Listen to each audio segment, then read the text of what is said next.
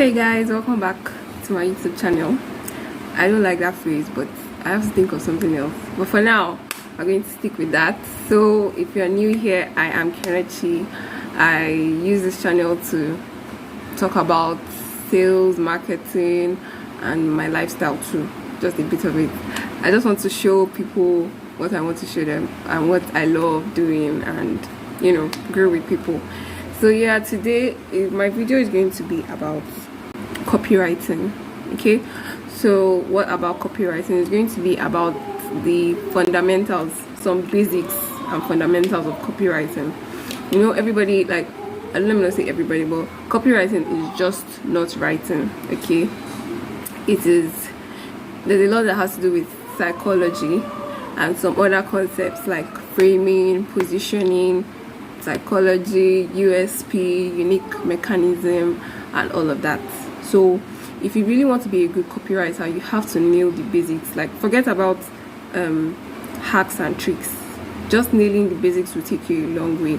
And understanding the basics was not something that I understood before, like, so well. Like, I always used to hear it all the time, like framing, positioning, USP. People would just say their definition, but I never really got to understand it. And recently I've been able to know what it means, and even with examples, and how you can also use that too. And I would like to share that with you, especially if you're into marketing, or even if you're a copywriter, or even if you're a newbie. The main thing you need to do is understand the basics. So today I'm going to be sharing with you what I've learned and how you can also use it to write better copy and be a better copywriter. So, but I'm just going to start with 3 today. That would be framing, positioning, and USP. The full meaning of USP is unique selling proposition. Okay, so I'm not going to tell you what it means, then also give you examples, just in case I sound like I'm speaking gibberish. So I'm going to give you examples so that you can also apply those examples and also get a grasp of it. Okay, so framing, positioning, USP. So let's start with positioning. So regular definition would be: positioning is how you want your product or whatever you are selling to appear in the mind of your prospect, customer, audience, whatever. So it's like, how do you want these people to relate to your product? What is it? How you positioning it? How are they relating to it? How is it going to appear in their minds? How are they going to see it? Okay, so let me just give you an example. For example, let's say you're selling a soap. Okay, you can position that soap as a soap that has medicinal uses. Okay, like, how do you want that? How do you want it to come across in your prospect's mind? Okay, you can position a soap you're selling as one that has medicinal purposes, or that treats skin diseases, or one that makes you more attractive. Just a soap. So it depends. When you're positioning your products, you're not saying you should do, like, put it as different things. I don't know if you've heard of the rule of 1 in copywriting. It's better you stick to one positioning, one pain point, one problem, one emotion. So when you're talking about your product, how do you want it to come across in your prospect's mind? How do you want them to see it? So going back to the soap, you can position that soap as a medicinal soap, or one that heals skin diseases, or one with a nice smell or aroma. Just the aroma. Anyway, you shall get the point. Makes you attractive, one that gives you confidence. You can position your soap as one that gives you confidence. So that is what positioning is basically. Okay, so I hope with these examples you've been able to get a grasp of it. Okay, how do you want it to come across in the minds of your prospect? And then now moving on to framing. Okay, framing has 2 aspects. I'm going to talk about the second aspect in another video. Like, I want it to be like a full video so that I explain it very well. So for framing is more like how you structure your message, your ad message, how you craft it, how does it appeal to your audience. Okay, it's like how do you craft your message in such a way that your audience either accepts it or rejects it, or does not.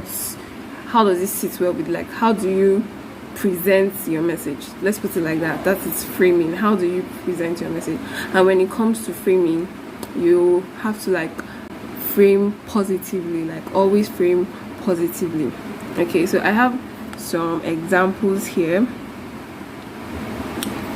Yeah, you can frame anything actually. Your link to your sales page, you can frame anything. It's just about presenting it in such a way that your audience is more likely to accept it. Okay, then for examples, okay, let's say you have, look at these two sentences. I'm going to read them out and then I'll show you. I'm going to tell you the one that seems more acceptable, like what is going to be more accepted by your audience, or is even going to make them take action faster. Okay, so let's say this product will only be available for 3 days. These products will be available for 3 days. Sentence 1. Sentence 2. This product will be available for 72 hours only.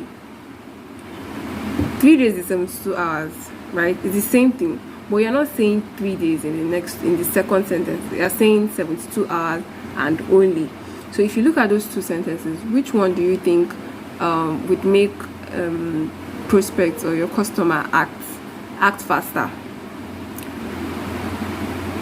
What's the answer? But it should be 72 hours only, because whenever somebody is thinking 72 hours, it seems shorter and it will make them want to act faster. Okay, but when you say 3 days, in your prospect's mind, that still sounds like a lot of time, like they have time, and you don't want to give people any reason to delay. Okay, so that is part of what framing does. Okay, so let's say you have a link. Another example, let's say you have a link that says maybe you're sending them to watch a video or to another page, and I'm trying to get this, and you have a link that says watch here. That's what your link says. Then another example, you have a link that says watch here, and you have another link that says click here to claim your free video now. Which one is more appealing, or will make them want to act more? It is click here to work or claim your free video now. So that is another way you frame. Another example would be, okay, let's say you're talking about your product or what's your results you get, and you say in sentence 1, only 5% of our clients do not remain with us, or let's put it like that. Only 5% of our clients do not remain with us. Sentence 2, over 95% of our clients remain with us, or we retain over 95% of our clients. Which one is better? It's obviously we retain over 95% of our clients. Like I said before, you want to frame positively. Okay, so frame positively. When you say 5% don't stay with us, it's not appealing. It doesn't, it's not going to do the same work or magic as over 95% of our clients remain with us. So that is framing. How do you structure your message or what you're saying so that it's appealing to your audience? Okay, so that is framing. We've spoken about positioning, talking about framing. Another thing about framing, which I won't be talking about here, is how you can sell the same product to different customers, to different target audience. That is different audience with different awareness level.